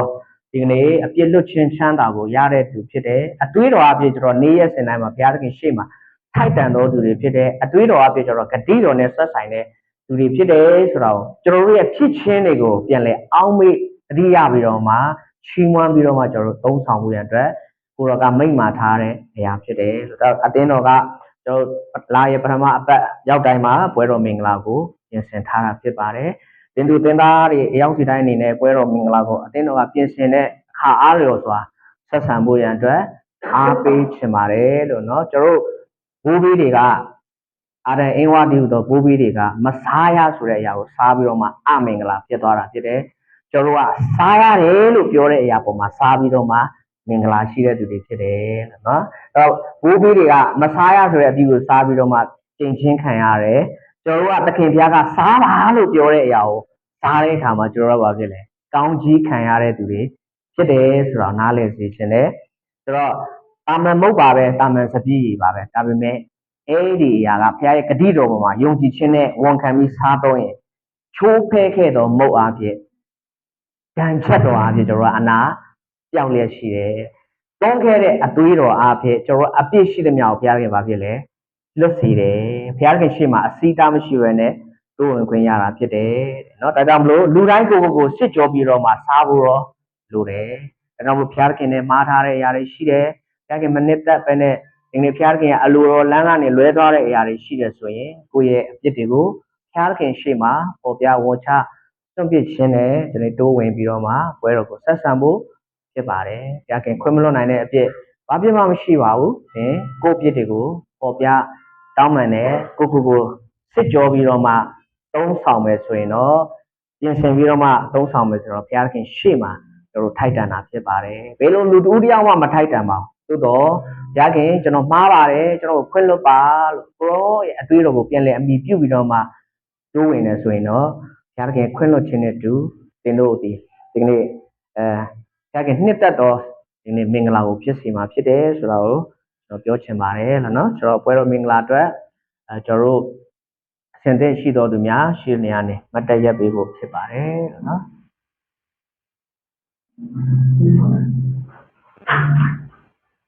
အခုချိန်မှာကျွန်တော်တို့ဆန္ဒကကိုပြန်လဲပြီးတော့မှစစ်ကြောရအောင်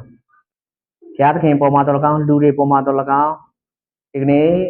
မာယွန်းခဲ့တဲ့အရာတွေရှိရင်ဘုရားခင်ရှေ့မှာဝန်ချတောင်းပန်ဖို့ဖြစ်ပါတယ်ဘုရားခင်ကျွန်တော်ကိုဒီအားနည်းချက်တွေထဲကနေဘုရားခင်ဆက်လက်ကျွန်တော်ကိုပြုပြင်ပေးပါပုံသွင်းပေးပါကိုရောနဲ့တူစီပါကိုယ့်ရဲ့အသက်တာကိုပြန်လဲကျေးဇူးတော်ကိုတောင်းခံရအောင်ဟာလေလုယာ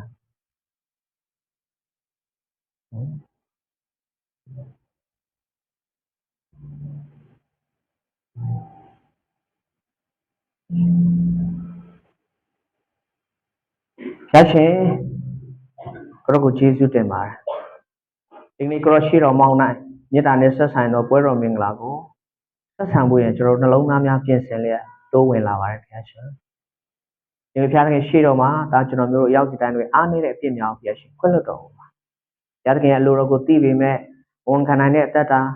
ဘုရားသခင်ရဲ့အမှုတော်ထဲမှာဒီနေ့စူးစမ်းတင်လောက်မစူးစမ်းအားထုတ်မိခဲ့တဲ့အသက်တာပြင်းရီခဲ့တဲ့အသက်တာအားနည်းခဲ့တဲ့အသက်တာဒီကနေ့ဘုရားသခင်ရှေ့မှာမဆုံးမလင်းဒီကနေ့အသက်ရှင်ပြီးတဲ့အရာများအတွက်ကိုခွင့်လွှတ်တော်မူပါဘုရားခင်လူပေါ်မှာတော့၎င်းဒီနေ့ချင်းချင်းပေါ်တော့၎င်းဒီနေ့ခွင့်မလွှတ်နိုင်တဲ့အရာတွေဒီနေ့မချစ်နိုင်တဲ့အရာတွေအလုံးစုံအတွက်ဘုရားခင်အပြည့်များကိုခွင့်လွှတ်တော်မူပါဘုရားခင်တို့ရဲ့အသက်တော်ဆက်လက်ပြီးတော့ကိုယ့်ရဲ့အလိုတော်အတိုင်းဆက်လက်ပြီးတော့မှပြုပြင်ပါပုံသွင်းပါကိုယ့်တို့ဒီအိုးထိန်ကျွန်တော်တို့ဒီအိုးမြေဖြစ်ပါတယ်ကိုယ့်ရဲ့ကျေးဇူးတော်ကိုတောင်းခံပါတယ်ဒီလောကမှာဆက်လက်အသက်ရှင်နေမှာလောကအတွက်အလင်းလောကအတွက်စားဖြစ်ဖို့ကိုယ်တော်နှစ်သက်ဆရာကောင်းသောအင်ရှင်သုံးဆရာကောင်းသောတစားဖြစ်စီဖို့ကျွန်တော်တို့ဆက်လက်ပြီးတော့မှပြုပြင်ပါပုံသွင်းပါဝမ်းမြောက်စရာအကြောင်းစုံလင်စေပါအသက်တာနဲ့လုံးသားများကိုယ်တော်လက်တော်၌ပြန်လဲပြီးတော့ဝန်ချတောင်းပန်လဲကျေးဇူးတော်တောင်းခံတဲ့အခါမှာအသက်ရှင်တော်ယေရှုခရစ်တော်ဖခင်နာမနဲ့ယူသည်စွာပြီးဆုတောင်းဆက်ကပ်ပါဖျားအာမင်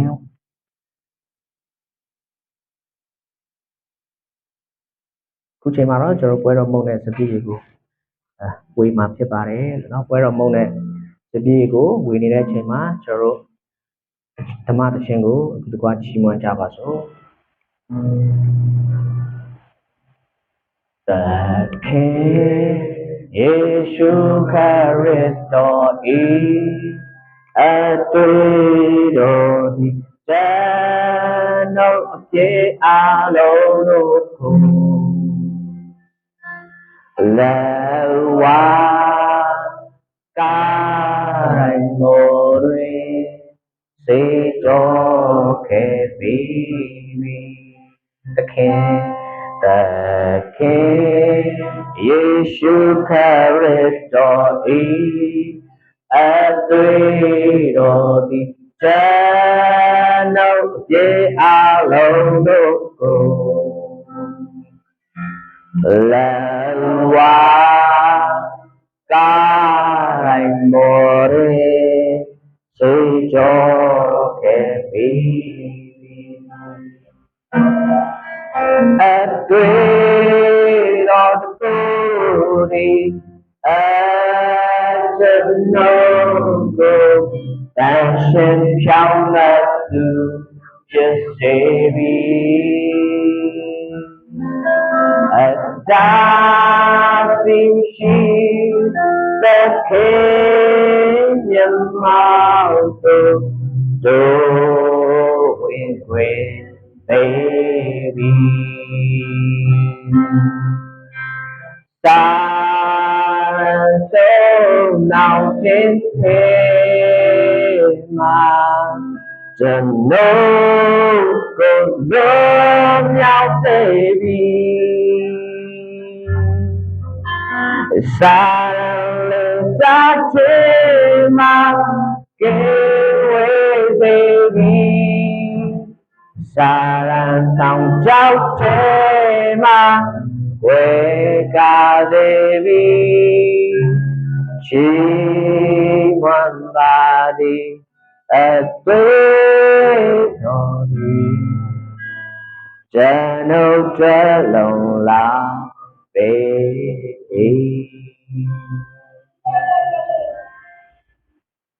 ဘယ်တော့မုန်းနဲ့တပည့်ရေကိုရထိုက်ပါပဲနဲ့မရသေးတော့သူများရှိပါသလားပြီးတဲ့ဆိုရင်တော့လက်ကလေးထောင်ပေးဖို့ဖြစ်ပါတယ်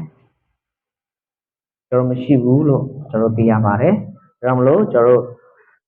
ဆက်ပြီးတော့မှဘယ်တော့မုန်းတဲ့တပည့်ရေကိုသူတို့ကတောင်းဆက်ကပ်ခြင်းနဲ့တုံးဆောင်ဖို့ဖြစ်ပါတယ်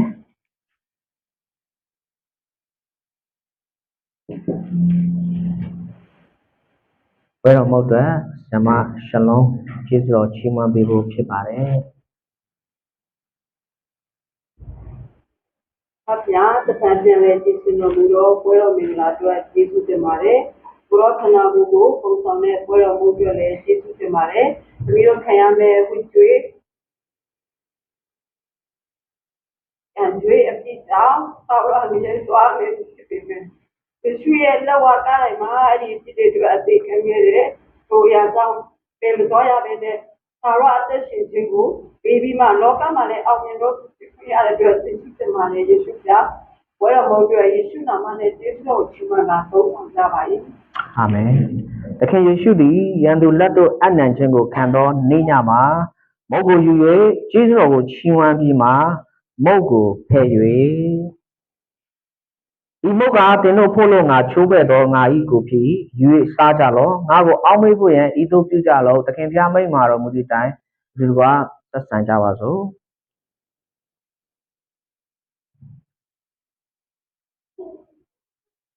ဒုန်ဒီတူညကစားပြီးမှခွက်ကိုလည်းယူ၍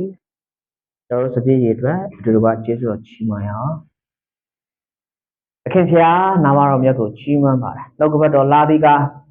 အတွေ့အကြုံလောင်းခြင်းမရှိလဲအပြစ်လွတ်ခြင်းမရှိဘူးလို့နှုတ်ကပတ်တော်လာသည့်အတိုင်းကိုတော်သည်ဒီလောကသို့ဘုရားဘုန်းကြီးစဉ်ကိုစွန့်ပြီးတော့မှကျွန်တော်အပြစ်အတွက်လောကကိုင်းမှာအသေးခံတဲ့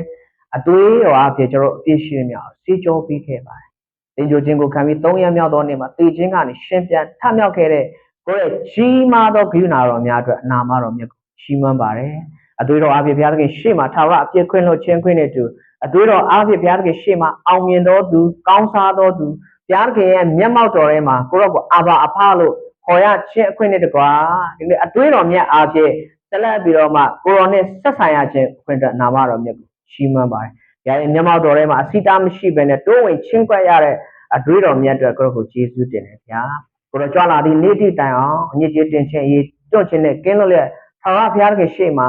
စုံလင်တော်သူဖြစ်ဆက်လက်ပြီးတော့မှအတွေးတော်မြတ်အဖြစ်ဘုရားရှင်ကောင်းကြီးမင်္ဂလာကိုပြင်ဆင်ပေးပြီးဖြစ်တော်ကြောင့်ကျေးဇူးတော်မြတ်ကိုချီးမွမ်းလက်ယေရှုခရစ်တော်တရားနာမနဲ့ဆုတောင်းဆက်ကပ်အနံပါ၏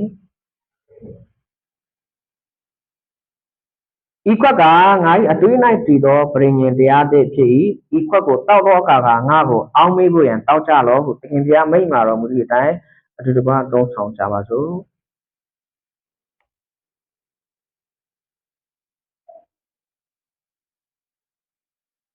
ထို့နောက်မှာသခင်ယေရှုနှင့်တပည့်တော်တို့သည်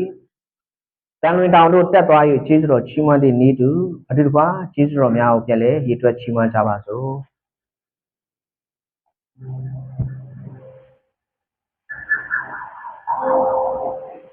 Hallelujah. Oh, thank you, Jesus. ရရှင်ကိုကျေးဇူးတင်တို့ဒီအဆိုးဖြစ်လက်နေစဉ်ပဲအကျိုးမဲ့ရှိစဉ်ပဲမြေမှုတ်ကဲ့သို့ကျွန်တော်တို့ဒီအတုံးမရတော့သူဖြစ်လင့်ကစား ကိုရောဒီကျွန်တော်တို့ကိုချစ်လျက်အသွေးတွန်းလျက်ရွေးနှုတ်ကဲတင်ခဲ့တဲ့ကြီးမားတဲ့ကိုရောမြတ်တာတော်အတွက်ကျေးဇူးတင်ကိုရောအားဖြင့်ဖျားခင်ရှေ့မှာစုံလင်တော်သူဖြောင့်မတ်တော်သူကောင်းကင်နိုင်ငံဝင်ခွင့်ရတော်သူထာဝရအတ္တနဲ့ရှင်တော်လွတ်မြောက်ခြင်းနဲ့ကောင်းကြီးမင်္ဂလာခံရတော်သူဖြစ်တော်ကြောင့်နာမတော်မြတ်ကိုနာမတော်ဘုန်းကြီးပါစေလို့ဆင်ဟောထားပါတယ်ခင်ဗျာဟာလေလုယာသခင်ကြွလာတော်မူသည့်နေ့တိတိုင်ကျွန်တော်တို့ဒီရခင်နှစ်သက်တော်အတ္တတာအဖြစ်တန်ရှင်းသောတို့သမီးကဲ့သို့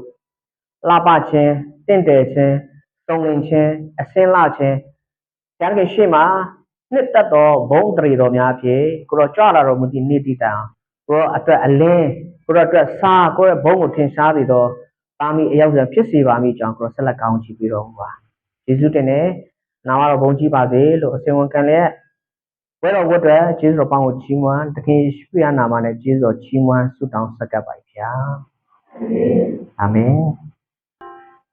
အသက်ရှင်ကြီးမြတ်တော်ဖျားနာမတော်မြတ်ကိုချီးမွမ်းပါတယ်ဒီကနေ့ဝိပုကိုယ်ဝဲခြင်းစလဲဆုံးတောင်တန်ရှင်တော်ဝိညာဉ်တော်ဖျားအတူပါရှိလက်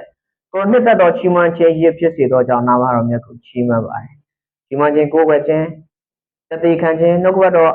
ခံယူခြင်းအလူငွေအဖြစ်ကိုယ်ဝဲခြင်းဒီကနေ့သေတခြင်းများအဖြစ်ကိုရောကိုချီးမွမ်းခြင်းတစ်ခုစီတိုင်းကိုသခင်ရှုနာမနဲ့ချီးမွမ်းပူဇော်ရခြင်းခွင့်သက်နာမတော်မြတ်ကိုချီးမွမ်းပါတယ်ဝိကြိုင်တော်ရစ်ကိုဖြစ်စေပြီးဖြစ်သောကြောင့်နာမတော်မြတ်ကိုချီးမွမ်းပါတယ်ကျမ်းနာတဲ့နှုတ်ကပတ်တော်အတိုင်းအသက်တာရဲ့ဝမ်းနေခြင်းတွေငိုကြွေးခြင်းတွေစိတ်မသက်သာခြင်းတွေညှိတွားခြင်းတွေဘုရားခင်ရှေ့မှာငိုကြွေးပြီးတော့မှနှုတ်ခမ်းတည်တည်ဟူသောမျိုးစေ့ကိုဘုရားခင်ရှေ့မှာစိုက်ပျိုးခြင်းအပြင်ဝမ်းမြောက်စွာအမှန်ကိုရိတ်သိမ်းနိုင်ရတဲ့တာမီအရောက်ဆံဖြစ်စေပါမိကြောင်းကိုရောရှေ့မှာမျက်ရည်ကြားလဲအမြဲတမ်းဆုတောင်းတတ်တော်သူတွေကိုရောရှေ့မှာမျက်ရည်ကြားလဲကိုရောကိုအော်ဟစ်တတ်တော်သူတွေကိုရောကိုမျက်ရည်ကြားလဲအမြဲတမ်းကိုရောထံ၌ကောင်းကြီးမင်္ဂလာကိုမျှော်လင့်တောင်းတတတ်တော်ကိုရဲ့ကျေးဇူးတော်လက်တော်ခံစားတဲ့တာမီအရောက်ဆံဖြစ်စေပါမိကြောင်းတော်ဖျားသည်သင်တို့ကောင်းကြီးပေးဆောင်မတော်မူပါစေတော်တော်ဖျားသည်သင်တို့၌မျက်နာတော်အလင်းကိုလှည့်၍ဂရုဏာကျေးဇူးပြုတော်မူပါစေတော်တော်ဖျားသည်သင်တို့ကိုမျှော်ကြည့်၍ချမ်းသာပေးတော်မူပါစေတော်တော်ဝတလုံးတော်ရတဲ့ဖြစ်တော်ဖာကမိတော်ဖျားထံတော်ဘာမှမြတ်တာတော်ဒါတော်ယေရှုခရစ်တော်ဖျားရဲ့ကယ်တင်ခြင်းကျေးဇူးတော်တန်ရှင်တော်ဝိညာဉ်တော်ဖျားရဲ့လူတို့ချမ်းစည်းမမီနိုင်တော်ညီသက်ခြင်းကျေးဇူးမင်္ဂလာတက်တာခြင်းအမျိုးမျိုးတို့သည်ယနေ့ကိုရောကိုချီးမွမ်းကိုးဝဲကြတော့တာမီကြီးငယ်အရောက်စီတိုင်းပေါ်မှာဒါမကသက်ဆိုင်သောသူအရောက်စီတိုင်းပေါ်မှာယခုချိန်မှစ၍ကာလအစဉ်မြဲတက်ရောက်တည်ရှိတည်နေပါစေတော်အာမင်အာမင်အာမင်အာ